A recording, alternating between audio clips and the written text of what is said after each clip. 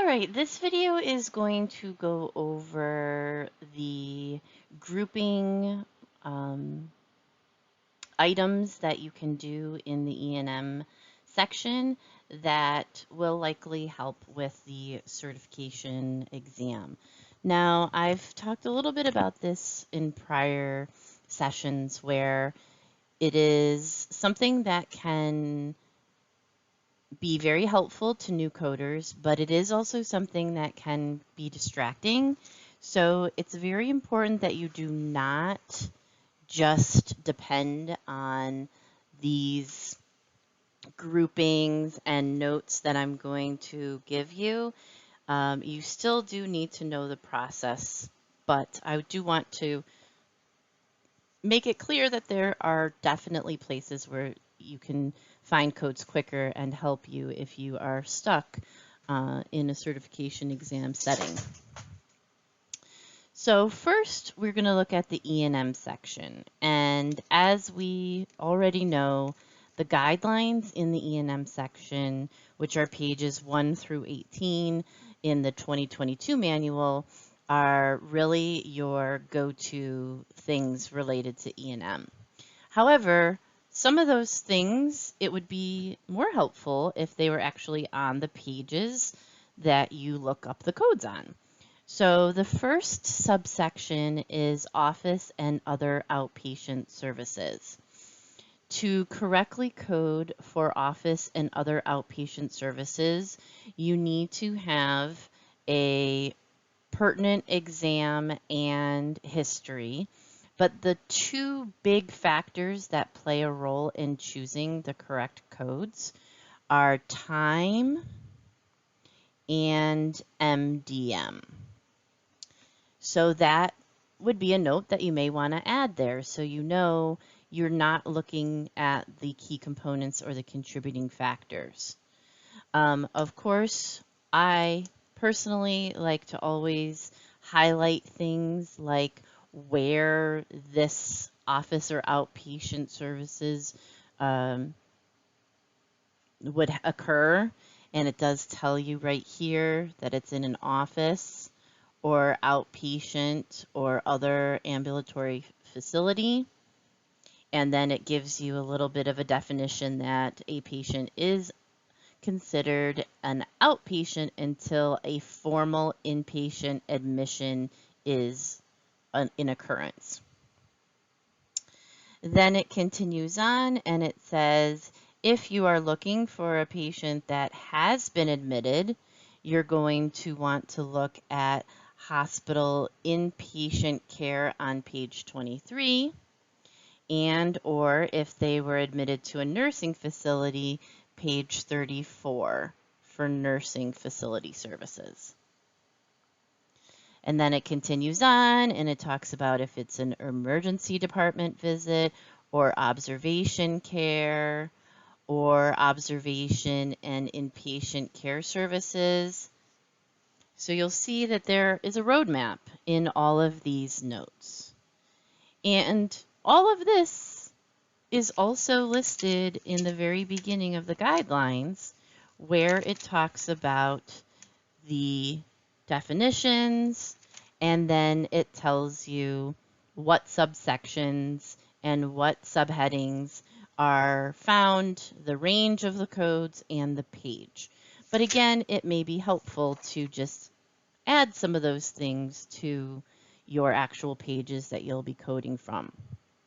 You'll also find these coding tips throughout the manual. They have some really good information about items you'll need to know to correctly choose the code. This coding tip is related to new or established patient.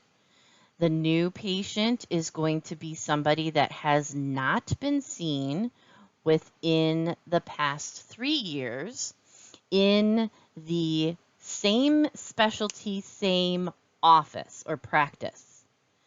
So if Dr. Smith and Dr. Jones are both internists, I saw Dr. Smith in 2020, and now I'm seeing Dr. Jones in 2022. they are in the same practice, I am not a new patient, even though I'm seeing a new physician, because they are the same specialty, same group. If I was seeing Dr. Smith in 2020 and then Dr. Jones in 2022, and they are not in the same group practice, then it is a new patient. I would be a new patient to that internist, that new internist. And then anytime you are in a facility and you have been seen within the past 3 years, then it is an established patient. And again, another place that you may want to note is that they have a decision tree in the guidelines that can help you figure out if it is a new or established patient.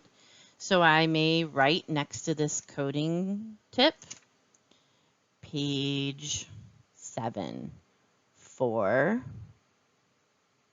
the decision tree. And that's going to be something that is hopefully going to stand out to you for that. Then we get into the actual codes.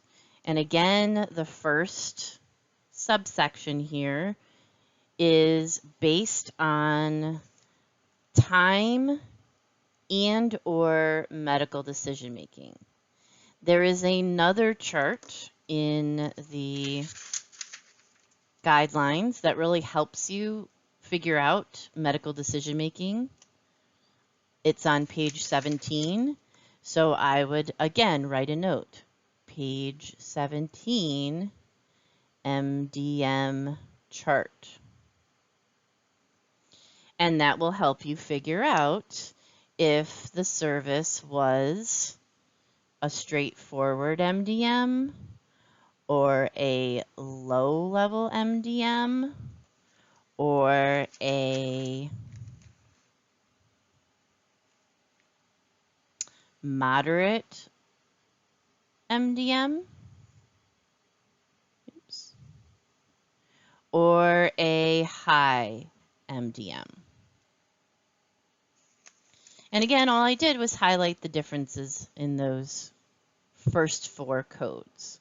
Another thing that you may want to highlight, and usually it's best to have a couple of different colors, highlighters, because if you just highlight everything in the same color, it's not going to stick out for you. So let's find another highlighter here. And let's try this one.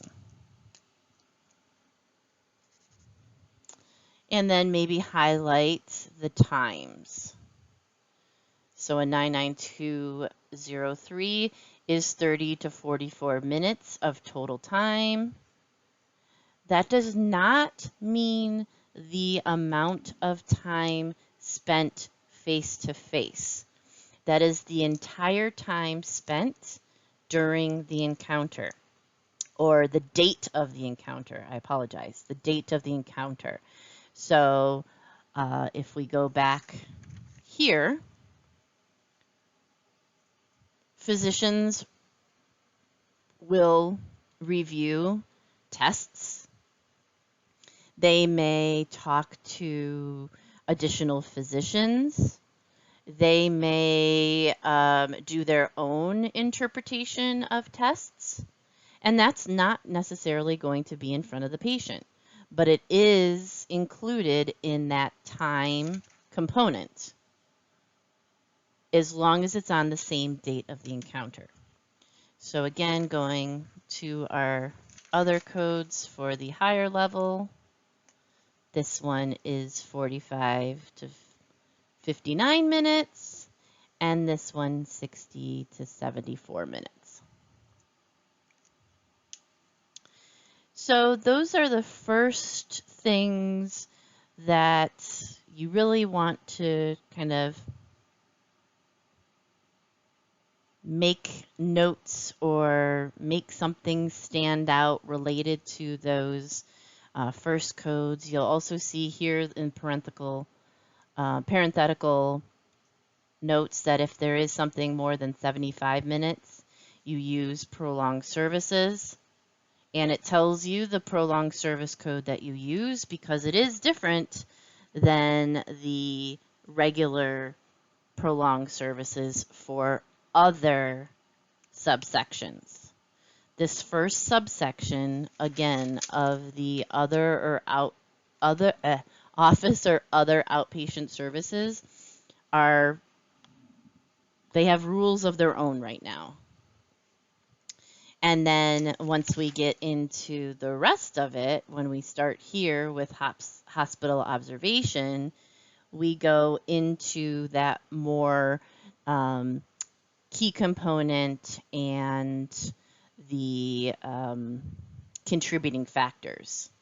So remember, those key components are history, examination, MDM, and then here are the contributing factors: the coordination of care, counseling, time, and nature of presenting problem. This is the previous way we did all the coding in E&M. But then in 2021, our office and other outpatients went to a different way that we break up the levels. With that being said, the rest of the manual will probably update in the next couple of years. In fact, I think that I heard that 2023 is going to have some new guidelines for the rest of the subsections. So that will be something that will be discussed once the manual is out there and published. Now, again, you can go through the rest of the section on your own and follow this format. Some YouTubers call it the Chun method. Some call it the BAT method.